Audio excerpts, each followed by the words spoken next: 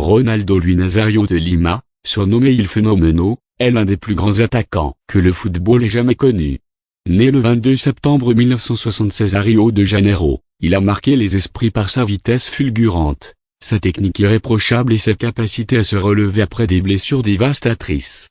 Son parcours, fait de gloire, de souffrance et de résilience, incarne l'esprit du football brésilien.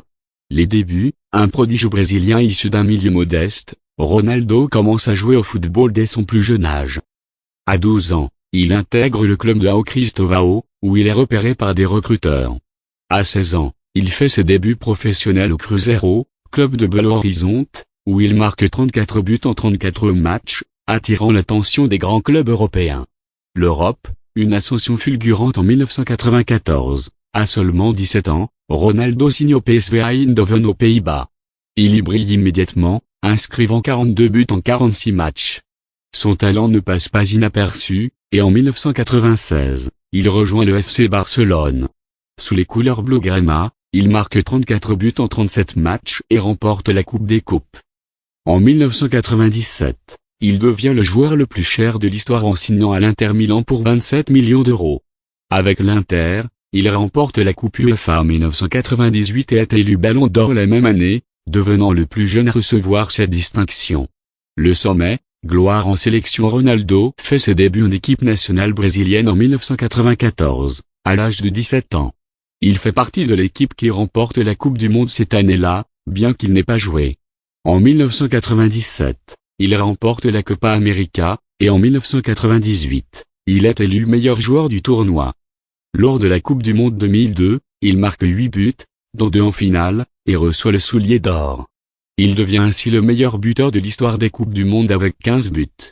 Les blessures, un combat contre la douleur en 1999. Ronaldo subit une grave blessure au tendon rotulien, une blessure qui le tient éloigné des terrains pendant près de 2 ans.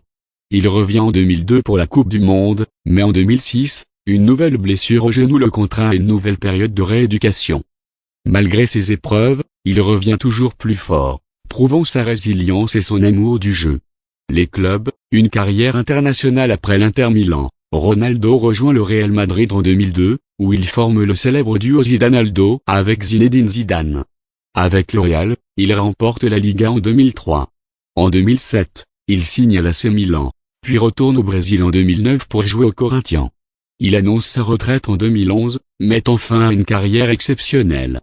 Après le football, une nouvelle vie après sa retraite, Ronaldo s'investit dans diverses activités.